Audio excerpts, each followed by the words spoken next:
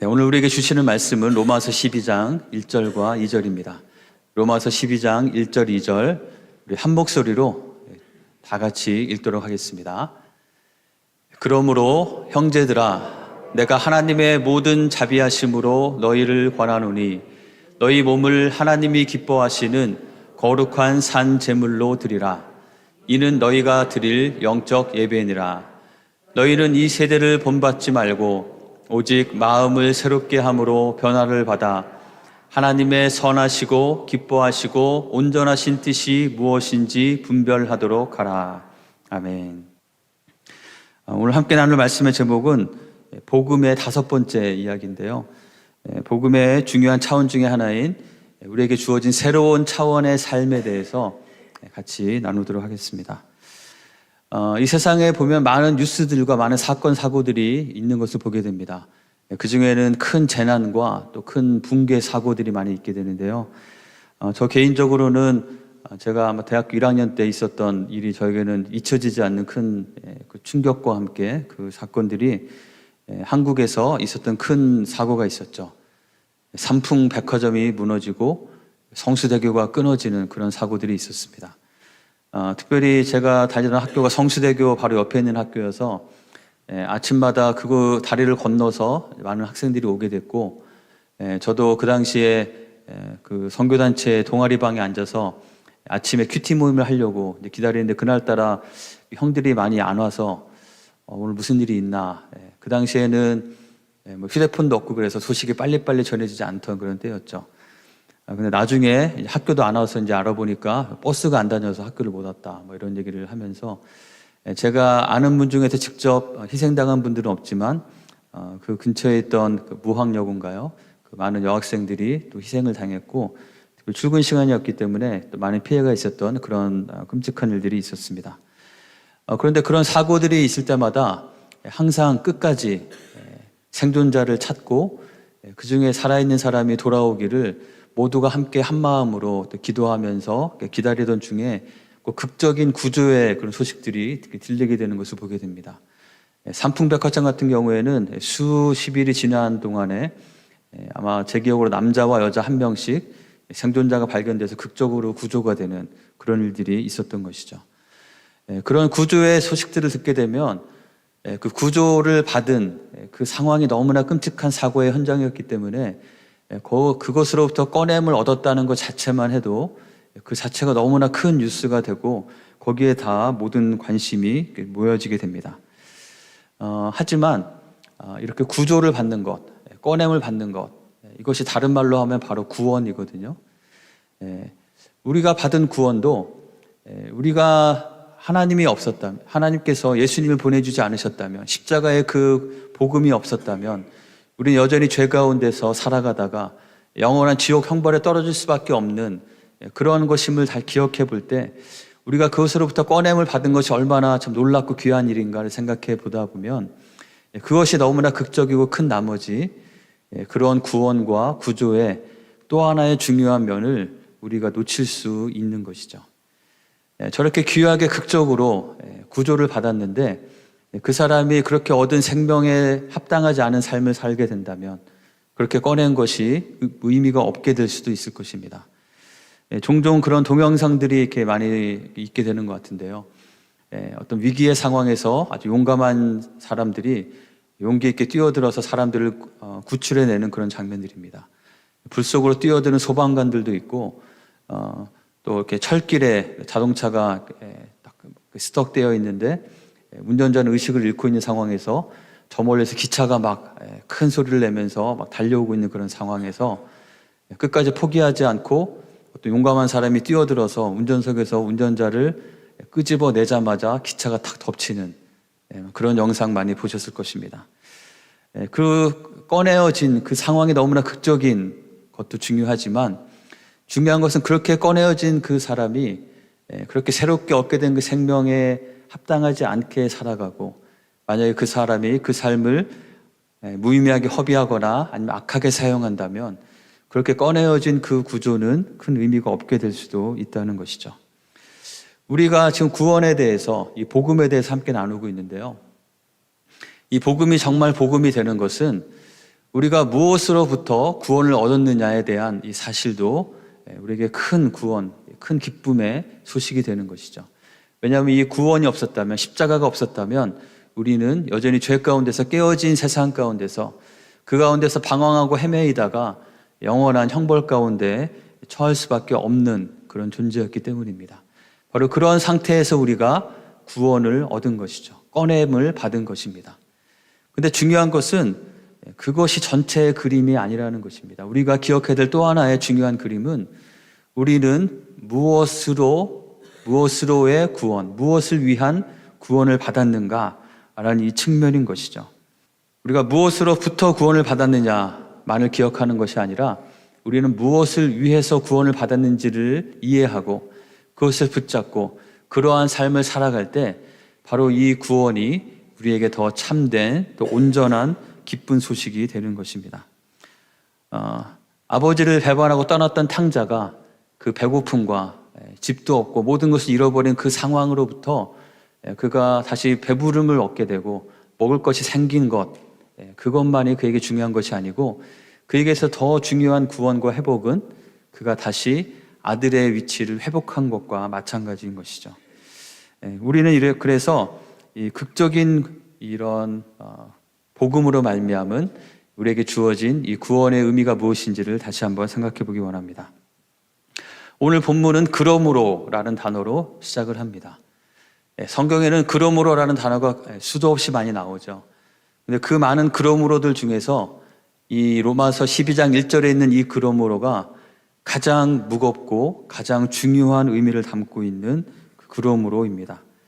왜냐하면 이 그러므로는 그 앞에 있는 모든 내용을 다 포괄하는 것이고 그 앞에 있는 모든 내용이 바로 우리가 값없이 은혜로 믿음으로 얻게 된 구원에 대해서 말하고 있기 때문이죠.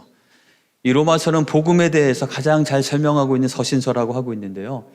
이 로마서는 크게 두 부분으로 나눌 수 있습니다. 1장부터 11장까지의 우리가 받은 그 복음이 무엇인지에 대한, 우리가 어떻게 구원을 얻은 것인지에 대한, 무엇으로부터 구원을 얻은 것인지에 대한 내용이 나와 있다면 12장부터는 이 그러므로라는 이 단어와 함께 우리가 받은 그 구원에 합당한 모습이 무엇이 되어야 하는지, 우리는 무엇을 위해서 구원을 받았는지에 대한 구원받은 자의 삶의 모습에 대해서 말해주고 있기 때문인 것이죠. 우리 삶에도 여러 가지 어떤 계기들이 있게 되면 우리의 삶에는 중요한 변화들이 일어나게 됩니다. 우리 삶에 어떠한 변화들이 중요한 큰 변화가 되는 그런 계기들이 될까요? 학생들이 어떤 새로운 학교에, 또 상급 학교에 합격 소식을 받게 되거나 아니면 내가 가고자 하는 직장에 취업 합격 통지를 딱 받게 되면 그것은 그냥 기분 좋은 소식으로 끝나는 것이 아니라 그 사람의 삶에 새로운 변화와 새로운 삶의 차원이 열리게 됩니다.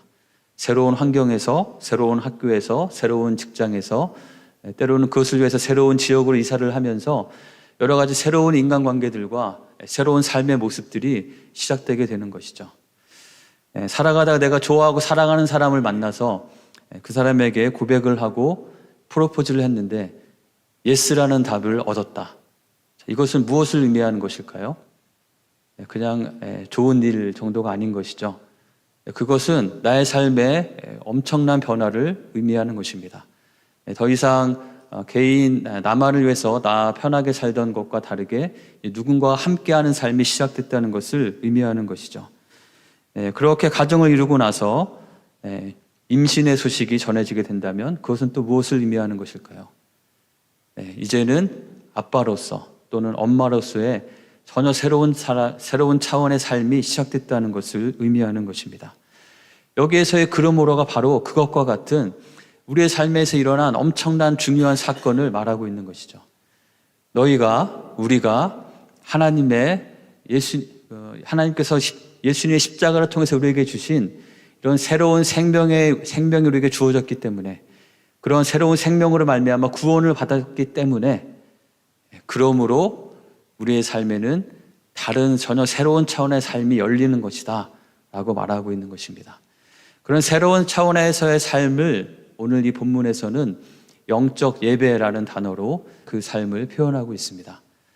그러므로 형제들아, 자매들아, 내가 하나님의 모든 자비하심으로 너희를 권하노니 너희 몸을 하나님이 기뻐하시는 거룩한 산 제물로 드리라. 이는 너희가 드릴 영적 예배니라.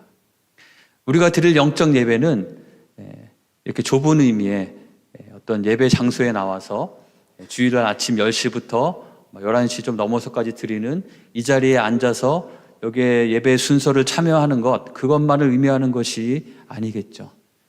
이 영적 예배라는 것은 이 1절에 나오는 것처럼 우리의 몸을, 우리의 삶 전체를 살아있는 제물처럼 하나님께 드리는 그런 삶을 사는 것이라고 말하고 있습니다. 예배라는 것은 단순히 어떤 의식에 참여하는 것이 아니라 내가 무엇을 추구하고 무엇을 가장 중요한 가치를 두고 무엇을 추앙하면서 무엇을 위해서 살아가는가, 그것이 바로 예배라는 것이죠. 에릭 가이어라는 목사님이 여러 기독교 상담가들의 상담의 내용들을 종합하고 해서 그분이 우리의 삶의 가장 기본이 되는 우상들이 무엇인가를 요약한 것이 있습니다. 우상들이라는 것은 사람들이 그것을 하나님 대신에 예배하며 사는 것들이라는 것이죠. 그분이 요약한 네 가지 중에 첫 번째는 이것입니다. 우리는 사람들은 인정을 쫓아서 살아간다는 것이죠. 끊임없이 다른 사람들에게 받아들여지고 다른 사람들에게 인정을 받고 칭찬을 받기 위해서 살아간다는 것입니다. 다른 사람이 그래서 나를 비판하면 그 비판의 말 때문에 그 비판으로 인해서 죽어가게 되고 존중을 받기 위해서 다른 사람들이 원하는 모습으로 끊임없이 자신을 바꾸어 가려고 하는 그런 모습을 가리키고 있습니다. 두 번째 모습은 힘, 파워입니다. 내가 누군가보다 더 우월감을 갖기 원하는 마음으로 더 돈을 많이 모으려 하기도 하고 더 뛰어난 외모를 가꾸려고 하기도 하고 인기를 얻기 위해서 또 높은 지위에 오르려고 하는 그런 추구들을 말합니다. 그것을 위해서 때로는 우리는 무자비하고 부정직한 모습까지도 취하게 된다고 말하고 있죠. 세 번째는 통제, 컨트롤입니다. 모든 상황이 내가 원하는 대로 다 이루어지고 풀려야지 내가 행복하고 편하다고 생각하면서 그것을 추구하며 그것을 예배하며 살아가는 것이죠. 그래서 주변 사람들과 여러 상황들을 끊임없이 통제하려고 하고 그 가운데서 내 마음대로 되지 않을 때 또 다른 사람들과의 그런 힘에 또 다른 사람이 원하는 것과 충돌이 되게 될 때 많은 갈등과 또 그 안에서 원망과 또 짜증과 화가 나게도 된다는 것이죠. 네 번째 모습은 쾌락입니다. 이것은 즐거움들을 추구하는 것이죠. 따분한 것을 참지 못하고 무언가 좀 재밌고 뭔가 좀 신나는 것들이 계속 있어야 한다고 생각하면서 그것을 위해서 때로는 여러 가지 육체적인 쾌락과 또는 좋은 음식과 또 재미있는 여가 생활들이나 또는 술이나 어떤 약물들에도 탐닉하게 된다는 것입니다. 이러한 것들은 사람들이 그것을 추구하면 우리 자신의 삶에 행복이 있을 것이라고 생각하면서 살아가는 세상이 예배하는 그런 예배의 대상들인 것이죠. 그런데 우리가 복음으로 말미암아 새로운 생명을 얻고 구원을 얻고 하나님의 자녀가 되었을 때 우리에게 가능하게 된 것은 그러한 것을 더 이상 좇는 삶이 아니라 새로운 것을 좇는 새로운 예배가 우리 가운데 시작되게 된다고 오늘 본문을 말씀하고 있습니다. 그 영적 예배에 대해서 2절은 이렇게 말씀하고 있죠. 너희는 이 세대를 본받지 말고 오직 마음을 새롭게 함으로 변화를 받아 하나님의 선하시고 기뻐하시고 온전하신 뜻이 무엇인지 분별하도록 하라. 이 세대를 본받지 말고 이 세상이 추구하는 이 세상이 섬기고 예배하는 그 우상들, 그것들을 쫓아가지 말고 내 마음을 새롭게 함으로 변화를 받으라 라고 말씀하고 있는 것입니다. 어떤 목사님이 이 세상이 그러한 인정과 어떤 힘과 통제나 쾌락과 같은 그것을 추구하며 그것을 쫓아가는 모습을 이러한 자신의 경험을 통해서 이야기했는데 굉장히 인상적이었습니다. 그분이 그 개 경주, 말들이 달리는 경주 말고 개가 경주하는 그런 경기도 있죠. 이분이 그 경주가 많이 있는 지역으로 이제 이사를 하게 돼서 그 경주를 보러 가게 됐는데 그 경주는 이런 식으로 시작이 된다고 합니다. 자, 우리 토끼를 소개합니다 라는 그런 아나운서의 멘트와 함께 이제 그 굶주린 사냥개들이 막 빨리 달리려고 그 게이트 앞에 딱 가려져 있던 그들 앞에 이렇게 가짜 토끼 인형이 탁 튀어나오게 됩니다. 그러면 그 토끼 인형을 본, 진짜랑 똑같이 생긴 그 토끼 인형을 본 그 사냥개들은 그것을 향해서 미친 듯이 달려나가기 시작하는 것이죠. 근데 그 토끼 인형은 그 트랙에 딱 매여 있기 때문에 그 개들이 절대 따라잡을 수 없을 속도로 계속해서 앞으로 튀어나가게 되고, 그 사냥개들은 그것을 잡기 위해서 온 힘을 다해서, 사력을 다해서 달려가게 됩니다. 그래서 모든 레이스가 끝나게 되면 그 토끼 인형은 땅속으로 쏙 들어가 버립니다. 그럼 그 사냥개들은 갑자기 없어진 그 토끼를 보면서 허탈해하는 가운데 그런 식으로 경기가 진행이 되는 것이죠. 이분이 그 경기를 보면서 사람들이 이 세상의 것들을 쫓아가면서 살아가는 그 모습이 마치 사냥개들의 모습과 같지 않은가, 이렇게 이야기를 했습니다. 그 개들은 이렇게 생각할 것이라는 것이죠. 앞에 토끼 인형이, 토끼가 인형인지도 모르죠. 토끼가 나타났습니다. 그 토끼를 잡기 위해서 최선을 다해서 달려나가는 것이죠. 옆에 있는 개보다 내가 더 빨리 달리기 위해서 사력을 다해서 호흡도 참아가면서 최선을 다해서 달려갑니다. 그런데 아깝게 잡으려고 하는 그 순간에 그 토끼가 딱 사라져버리게 되는 것이죠. 그럼 그 개들은 어떻게 생각하냐면, 내가 조금 노력이 부족했나 보다. 다음에 기회가 되면 내가 조금 더 빨리 달려서 내가 저 토끼를 반드시 내가 물어버리고 말겠다. 그런 생각을 하게 되는 거죠. 그렇게 한 번 한 번 매 경기가 계속해서 진행이 되게 됩니다. 그런데 이 사냥개의 가장 큰 비극은 무엇이냐면, 그 사냥개가 어떤 조작의 실수로든지 그 토끼 인형을 실제로 따라잡게 되는 그런 상황이 되는 것이죠. 그 사냥개가 그 토끼를 정말 잡으려고 온갖 힘을 다해서 달려가서 그 토끼를 딱 입에 물었는데, 그래서 이제 드디어 내가 토끼를 잡았구나라고 생각하면서 그 토끼를 물어뜯는데 뭔가 느낌이 이상한 거죠. 자기가 생각했던 그 느낌이 아닌 것입니다. 왜냐하면 그 토끼는 진짜 토끼가 아니라 토끼 인형이기 때문이죠. 사람들은 이 토끼 인형과 같은, 허상과 같은 우리의 욕심을 채워줄 것이라고 생각하는, 나를 정말 행복하게 해줄 것이라고 생각하는 것들을 예배하면서 그것을 추구하면서 살아갑니다. 그리고 그 중에 어떤 것들은 자신이 원하는 그것을 얻기도 하죠. 많은 재물이나 좋은 집이나 멋진 차나 자신이 원하는 그 어떤 성공의 어떤 위치에 이르기도 합니다. 하지만 그곳에 이르고 나서 얼마 지나지 않아서 깨닫게 되는 것은 그 어떤 것도 자신의 삶에 참된 만족과 참된 충족을 주지 못한다는 것이죠. 왜냐하면 우리는 그런 것으로 채워지는 존재로 그렇게 지음받은 그런 사람이 아니기 때문입니다. 우리는 하나님의 형상대로 지음받았기 때문에 우리는 하나님께서 채워주시는, 하나님과 함께하려면 채워지는 그 공간이 채워지지 않는 한 다른 그 어떤 것들로서 채워질 수 없는 그 공허함과 그 부족함이 우리에게 있을 수밖에 없기 때문인 것이죠. 세상은 그런 것을 여전히 추구하면서, 그것을 여전히 예배하면서 그것을 쫓아가면서 살아가고 있지만, 우리에게 주어진 복음은 우리가 죄와 사망으로부터 건져냄을 얻었다는 것뿐만 아니라 이 땅에서 우리가 살아가는 삶이 그건 세상과 같이 그런 것들을 여전히 추구하면서 사냥개가 그 헛된 토끼 인형을 쫓아서 죽을 똥살똥 달려가는 그런 삶을 사는 것이 아니라, 우리는 새로운 차원의 삶을 살 수 있는 길이 우리에게 열려져 있다는 것입니다.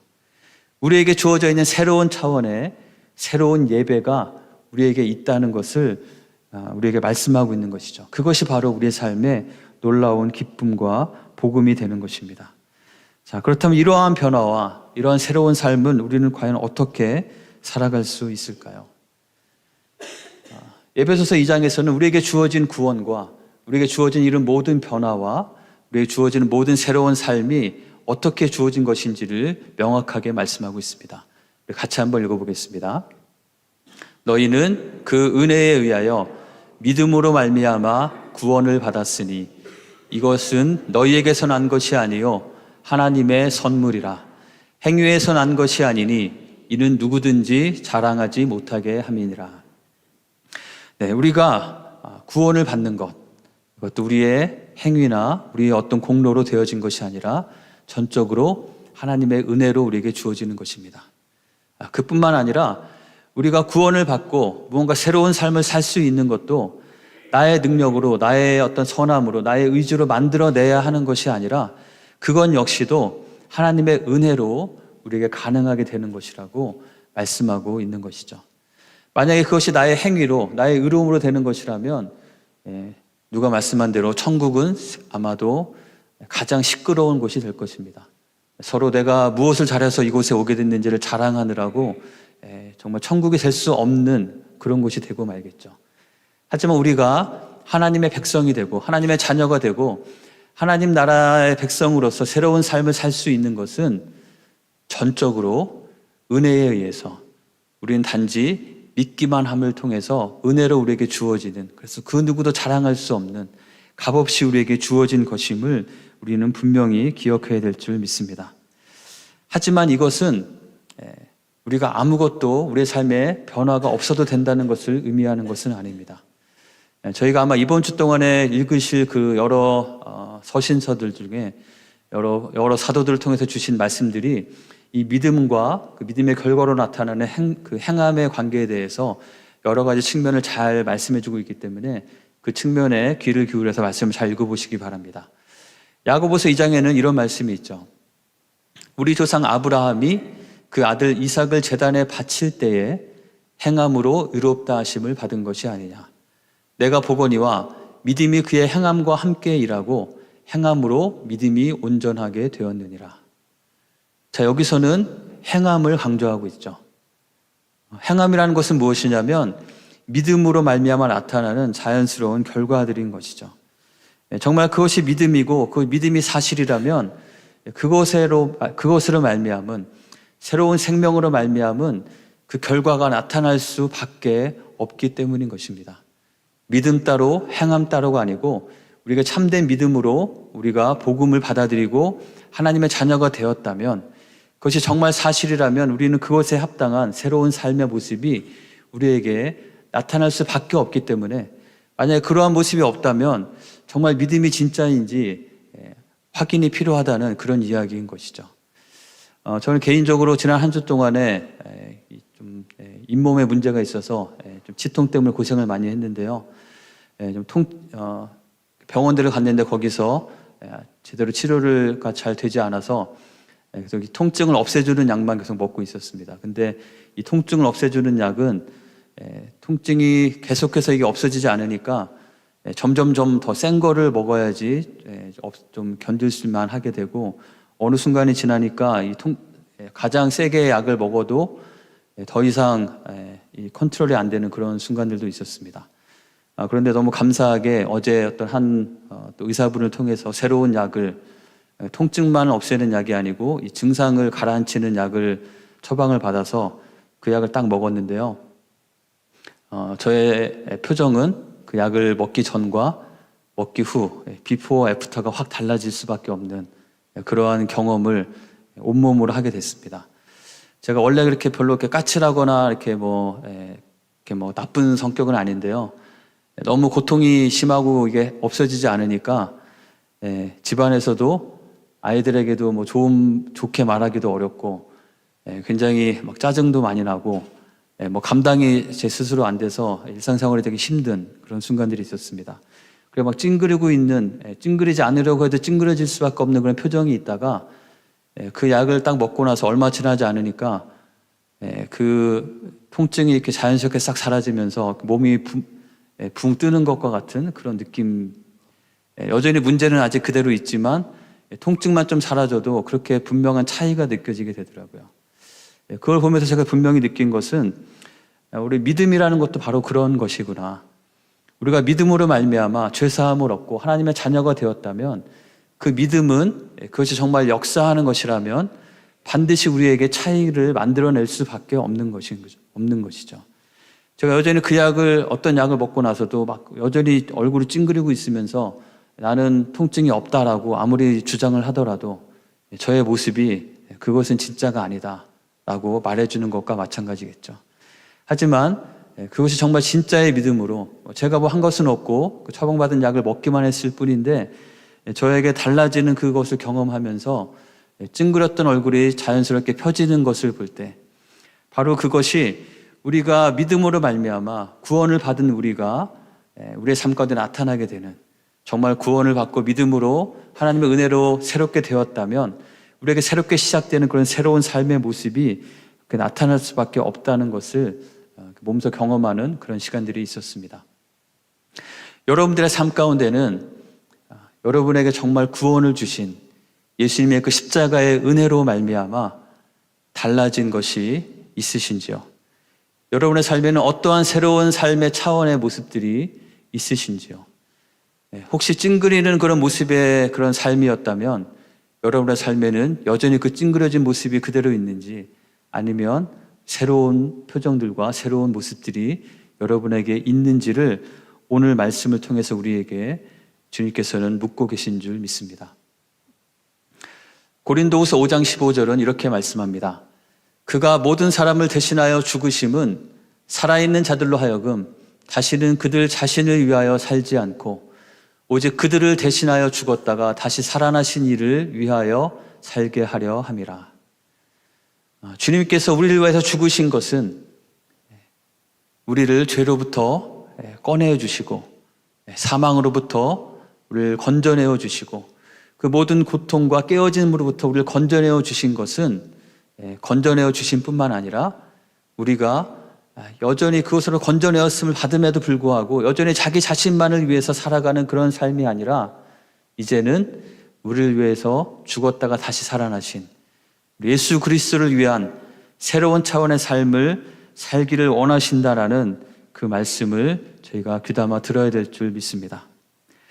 우리에게도 이러한 새로운 삶의 차원의 모습들이 분명히 나타나시는, 그래서 그런 새로운 삶으로 말미암아 이전과는 다른 그런 삶의 기쁨과 확신 가운데 살아가시는 우리 한 분 한 분이 되시기를 주님의 이름으로 간절히 축원합니다. 이것이 바로 복음인 것이죠. 이것이 바로 기쁜 소식인 것입니다. 이전에는 블랙홀과 같이 나 자신에게로 모든 것이 다 빨려 들어올 수밖에 없는 그러한 삶을 살면서 그로 말미암아 많은 문제들 가운데 살았다면 이제는 그것이 아니라 내가 주님을 위해서, 복음을 위해서 새로운 영적 예배를 드리는 삶을 사는 것이 가능하게 되었다는 것이 이 복음의 놀라운 선포인 것입니다. 그것은 나의 능력으로 되는 것이 아니라 내가 하고 싶다고 되는 것이 아니라 바로 예수 그리스도의 십자가의 그 보혈로 말미암아 우리가 하나님과 다시 화목하게 되었기 때문에 우리에게 가능하게 된 그러한 삶인 것입니다. 그런 삶의 모습이 무엇인지를 몇 가지만 같이 좀 살펴보도록 하겠습니다. 베드로후서 1장에는 이런 말씀이 있습니다. 우리 4절의 중간 부분에 보시면 우리가 구원을 받고 우리에게 주어진 그런 새로운 삶의 모습들이 있는데요. 그것이 무엇이냐면 개역 개정에 이렇게 번역이 약간 바뀌었는데 우리는 어떠한 사람이 될 수 있다고 말씀하고 있습니까? 신성한 성품에 참여하는 자가 되게 하려 하신다. 그런 사람이 그런 자가 될 수 있다. 신성한 성품이란 것이 무엇이냐면 이게 개역 한글에는 신의 성품이라고 되어 있습니다. 무슨 말이냐면 하나님의 성품, 예수님의 인격, 그것을 닮아가고 그것에 참여하는 것이 우리에게 가능하게 되었다는 것이죠. 이것이 가능한 것은 3절에 나오는 것처럼 그의 신기한 능력으로 생명과 경건에 속한 모든 것을 우리에게 주셨기 때문입니다. 생명과 경건에 속한 모든 것, 바로 예수님을 통해서 우리의 죄가 사함을 받고 새로운 생명을 얻게 되고 또 우리 안에 성령을 주셔서 성령께서 늘 함께 하시면서 성령의 인도하심에 따라 거룩한 삶을 살아갈 수 있는 그것을 우리에게 다 주셨기 때문에 우리는 그냥 우리의 모습대로, 우리의 모난 모습대로 그냥 그렇게 살아가는 것이 아니라 우리의 삶을 통해서 하나님의 성품에 참여하고 하나님의 성품이 우리가 살아가는 삶의 곳곳에 드러나게 되는, 주님을 함께 믿고 주님을 따르는 우리의 모습을 통해서 사람들이 하나님의 모습을 바라볼 수 있게 하는 그런 일들이 우리가 가능하게 되었다는 것이죠. 이것은 정말 놀라운 복음이 아닌가요? 나의 삶이 그냥 내 모습, 나의 못난 모습대로 그냥 살아가는 것이 아니라 나의 삶을 통해서 하나님의 모습이 드러날 수 있는 그런 삶을 살 수 있게 하신다고 말씀하고 있는 것입니다.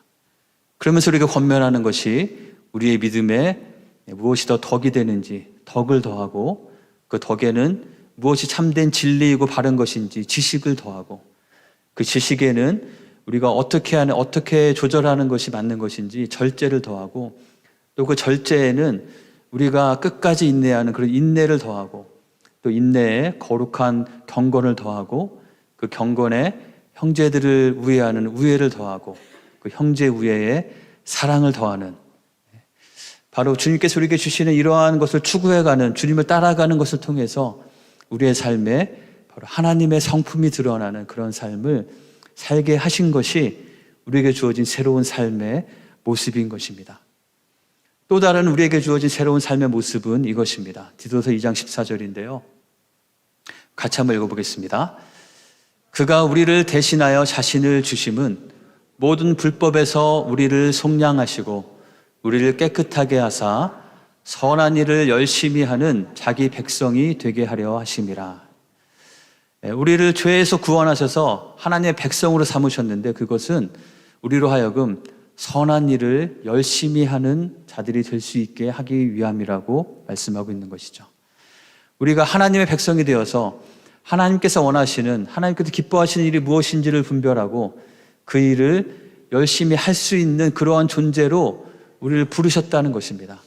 그것이 바로 우리에게 주어진 새로운 삶의 중요한 모습인 것이죠. 또 한 가지 우리에게 주어진 모습은 이것입니다. 고린도후서 5장 17절 18절인데요. 17절은 우리가 그리스도 안에 있을 때 새로운 피조물로 새롭게 지음을 받았다고 말씀합니다.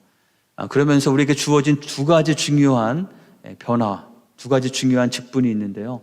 첫 번째는 무엇입니까? 우리는 하나님과 화목하게 되었다는 것이죠. 죄로 말미암아 하나님과 원수되었고 단절되었던 우리가 다시 하나님께 나아갈 수 있고 하나님과 화목하게 되었을 뿐만 아니라 우리에게 한 가지 더 주어진 직분이 있습니다. 그것은 무엇입니까? 화목하게 하는 직분을 우리에게 맡기셨다는 것이죠.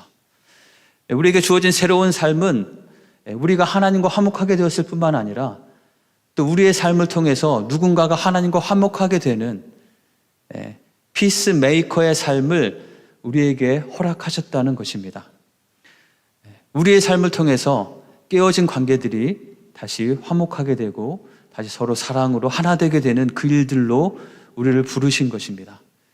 우리의 삶을 통해서 하나님과의 그 깨어짐이 다시 회복되어지고 다시 하나님께로 연결되어서 하나님께 나아갈 수 있는 그런 삶을 살 수 있도록 우리를 부르시고 그러한 삶으로 저희를 삼아주신다는 것이죠. 자, 여러분의 삶은 이러한 피스메이커의 삶을 살고 계십니까? 아니면 혹시 피스 브레이커의 삶을 살고 있지는 않으신지요? 나로 인해서 어느 누군가가 하나님께 한 걸음이라도 더 가까이 나아오게 되는 그러한 삶을 우리 모두의 삶이 되기를 간절히 축원합니다. 제가 마지막 찬양을 이 찬양을 부르려고 하는데요. 먼저 가사를 먼저 좀 나누도록 하겠습니다. 다시 복음 앞에라는 이 가사인데요. 김영표라는 분을 찾아보니까 목사님이시더라고요. 지구촌 교회에서 아마 지금인지도 모르겠는데 예배 사역을 인도하셨던 분인 것 같습니다. 이분이 이 찬양 가사를 쓴 것은 몽골의 단기 선교를 가서 거기 있는 선교사님을 만나서 이야기를 나누면서 그 선교사님이 그렇게 물어보셨다고 합니다. 이 선교지에 가장 필요한 것이 뭐라고 생각합니까? 그래서 이분은 아무래도 이제 선교지니까 아마 이분도 선교지 경험이 있는 것 같아요.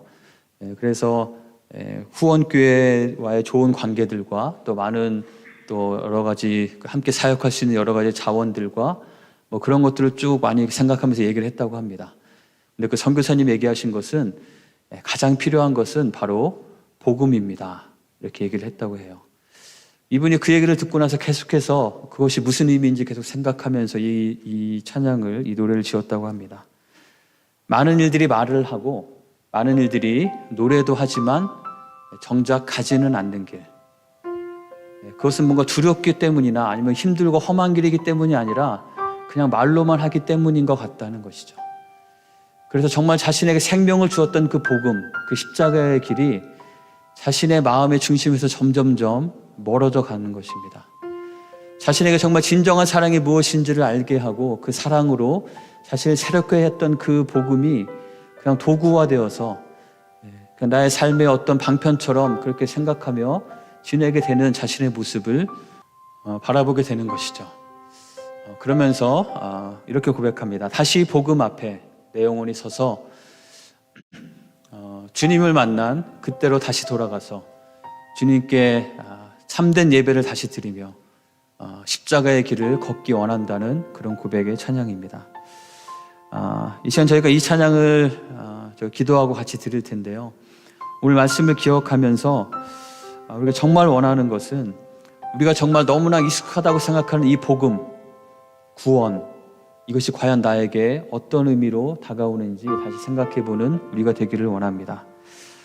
아직 이 복음 앞에 반응하지 않은 분이 혹시 있으시다면 이 시간이 바로 우리가 거저주시는, 우리가 이것을 해내야 하는 것이 아니라 믿음으로 받아들일 때 먼저 우리에게 구원을 허락하시고 약속하시고 우리가 주어진 그 구원으로 말미암아 새로운 삶을 시작하라고 하시는 주님의 그 음성에 반응하시기 바랍니다.